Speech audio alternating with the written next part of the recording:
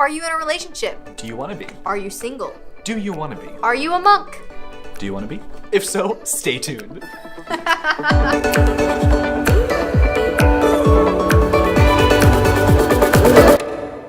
Hi, I'm Josiah. And I'm Bethany. Welcome to the blog, One True Pair. The not-so-common-sense guide to godly relationships. We've got some really somber news to share with you today. There's this disease It's very serious. going rampant. There's no known cure. No, especially your millennials. Yes, and younger. Even younger are affected by Everybody's this. been affected. In some way. So what disease are we talking about? It's called the ick syndrome. Instagram couple complex. Okay, look natural. Okay, I don't know. My eyes are too squinty. Let's take it again. Okay, act like you're having fun again. Oh my goodness, it's perfect. My face isn't even in that one. Oh. You guys ever see those people on social media that just post these perfect pictures of their life? Like everything that they do is just so beautiful and perfect, and they always snap a picture at just the right moment. And we're not just saying this because we can't do it, but I'm just kidding. Well, there's nothing wrong with posting pictures on your social media of fun Not at all. things that you get to do with the people that you care about, but sometimes it's taken to the extreme. Your Instagram feed shouldn't be like an indicator of the depth of your relationship. There's nothing wrong with, kind of showcasing the best parts of your life. But I think it becomes dangerous when you start comparing yourself to other people who are also showing the best parts of their own lives. Not to compare your behind the scenes to other people's highlight reel. And that's definitely what Instagram is a highlight reel. Many people post things that are edited or they add filters, so you're not even seeing the real beauty behind what people are posting. It's unrealistic. So I think it's really important, to keep in mind that the journey that God has called you on is a very unique journey, and that's kind of what we want to touch on today, is like really owning your journey, that your process really isn't going to look like anybody else's process, and that's totally okay. I think if we're focused on the highlights, of everybody else's lives, we're really going to miss the enjoyment of the season that we're in right now. God has put you on a specific path, but when you don't learn and grow where you are right now, God can't take you to the next step.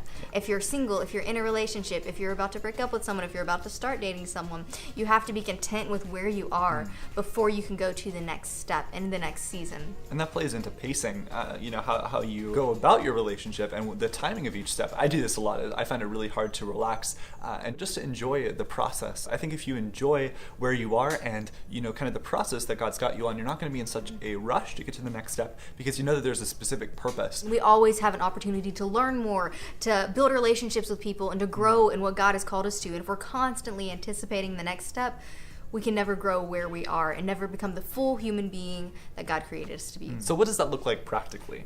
Well, what do you think? Impart your wisdom. Thanks. Just kidding.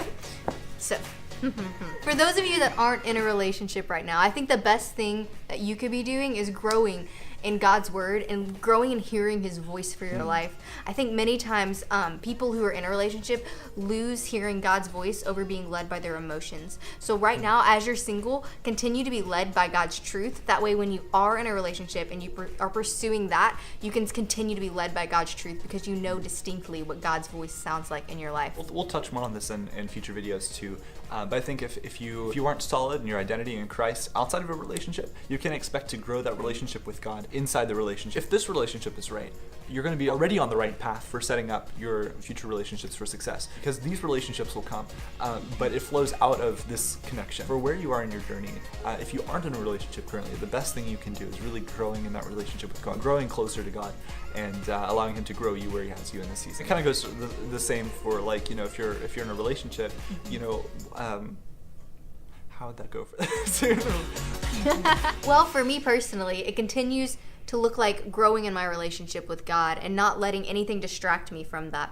And I think the way we can do that is by prioritizing time with Jesus every single day and not losing sight of what he has called us to beyond our relationship and not getting distracted by the person who God has called you to be with, which is awesome, but not losing sight of what God has called you first off as his son or daughter, and after that he calls you to the other things. So once you know your true identity first, that's when you build from there. And so if you already have that, continue to grow in who God has called you to be and discover the callings that he's placed on your life in your relationship and outside of your relationship. Continue to grow with your family and with your friends and in your relationship, so don't lose sight of everything else just because you're in a relationship. Squeak, squeak, squeak, squeak. If you're not catching it, the advice, then both, if you're single or in a relationship, is really to continue growing your relationship with God. Because again, out of that, all the other things will kind of fall into place. I think it's really easy for people to lose sight of the fact that there's an aspect of being different in a relationship because you have a teammate, an amazing teammate, who you work really well together with, hopefully, and out of that are really able to walk in the calling that God has placed on your life. But it should really add to the life that you already have. So if your relationship is causing you to completely neglect all the other aspects of your life, I would kind of, again, go back to this relationship and kind of get to know God closer and allow him to kind of show you how that should really look like in a relationship. Yeah, and as you spend time with God, he does open your eyes to things in your life that you may not have even realized. Sometimes we may not realize that we're prioritizing one thing when God is working in another area of our lives. And so as we spend time with God, that's when he can open our eyes to see that he's working over here, but we were focused over here. And so he can lovingly redirect us in the way that he wants us to go. So I think it's important to really to ask God, not just what the season is that you're currently in, whether that's, in a relationship, not in a relationship, not only like what season you're in, but also what that looks like, why you're in the season, what that's doing to grow you as well. And you can really enjoy where you are when you know why you're there. Because if you're constantly thinking, I should be in a relationship, I'm ready for this, I know my heart is ready for this, you're not going to enjoy the time that God has called you to be single. You're not going to enjoy the time that God has placed specifically in your life right now if you're constantly questioning, well, why am I here? This isn't fun. So ask God why, and then you can fully enjoy that. So I think, where we have our focus is really important. What we're focusing on in our relationship and building our relationship, we're setting ourselves up for a relationship in the future. I think it's really important, the season that we're in, to recognize that God's really moving in our lives, whether it's, healing, something that we've gone through in the past, whether it's continuing to mature us and grow us for something to come in the future. It kind of ties into with the Instagram couple complex of not comparing your journey with other people's journey, because the journey that, God has such amazing things planned for you. Again, there's absolutely nothing wrong with posting photos on Instagram or anything else. Here are hearts in this. That's totally not what we're saying. But if that's the only part of your relationship, or if that's what you use as kind of your standard to tell if you have a good relationship, if you're kind of similar to other people in their relationships, maybe take a step back and make sure this relationship is right, and see if the season that you're in right now, what season you're in and why you're in that season. God is such a creative God, and so we don't need to assume that God made our season less interesting than someone else's season. By looking at the Instagram couple complex, oftentimes that's what happens, is we're like, wow, their life looks so much more interesting than mine does.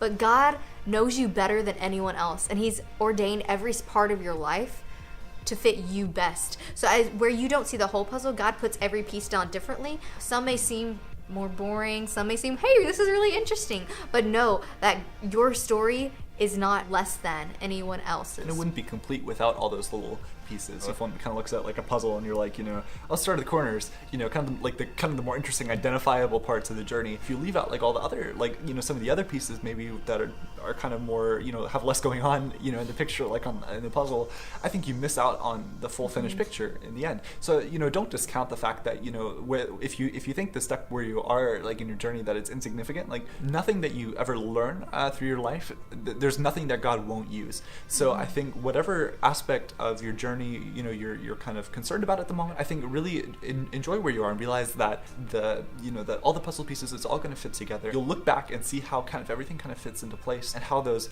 puzzle pieces are really key to the story that God's crafting in your life. So there's this verse in Ecclesiastes 3. I'm going to pull it up here really quick. Buffering. After all of the things where it talks about a time for this, that there's a time for that, a time for sorrow, a time for joy, a time for this, a time for that, a time for peace, a time for war. After all these things, verse 11, it talks about that God has made everything appropriate in its time. And if you look at the word appropriate, the original meaning there actually says beautiful. He's made everything beautiful in its time or in its season. It goes on to say that he has also put eternity in their hearts, but man cannot discover the work God has done from beginning to end. So if you look at the words individually, you begin to see that the meaning is actually that God has put thoughts of the future in the hearts of man, but that God hasn't revealed it all to them. And I think it's really important, because I think if God were to tell us, you're going to do this, you're going to do that, here's your blueprint for your life from beginning to end, I think it's important, because we wouldn't rely on God. And so I think it's important that in seeking and knowing God, that he shows us like the next part of our journey, that he shows us the next step and where we need to go. Along with that is, if we knew every step, we might be afraid to do that. Sometimes the season we're in prepares us for the next step. So I know there's been many times in my life that if I would have known that I was going to do something at some point, I would have been like, there's no way, that's not me. I would never do that because it's out of my comfort zone. But because God didn't tell me that before, he told me that when I got there, then I was like, yeah, okay, we're going to this. We're going to do this. And so he makes everything beautiful in its time. But he also, as he reveals his plan to you, you get to walk step by step in a relationship with him as he calls you deeper and deeper. I think it's cool, like everything is right in its right time. But if you want to know the right time, you really have to know God. And so I think that's really, it's a really neat part of our journey too, is that as we continue to know God and as we grow closer to him and as we grow deeper in that relationship with him, we'll be able to really see the beauty that God has placed in each season of our lives. Just a few verses down in that passage, Ecclesiastes 3:14, it says that I know that all God does will last forever. And the story that God's writing in your life, past, present, future, you can count on the plan that God has for your life. The verse continues that God's plan for you, that there's no adding to it or taking away from it. So there are no extra chapters we need to put into our story or pages we need to skip. So don't rush past the season that you're in right now, because God is doing something awesome in your life. If you skip over this season, then you're going to miss so many awesome things that God is doing. So enjoy it. Enjoy every second of it. Should really enjoy it. It's huge. Rated fantastic. So now to bring this in for a landing. Not that kind of a landing. A better landing. A better landing. So what season are you currently in? Let us know in the comments below, or send us a message, or carrier pigeon Bartholomew. We want to hear from you, and we want to encourage you in that communication, dudes. So let us know, and while you're at it, feel free to subscribe. If you're getting any value out of this, if this strikes a chord with you. Any chord. There's a lot of chords. A lot of chords. Smash the subscribe button. Enjoy the season that you're in right now. Embrace it. Love it. And we'll see you next time. Woo!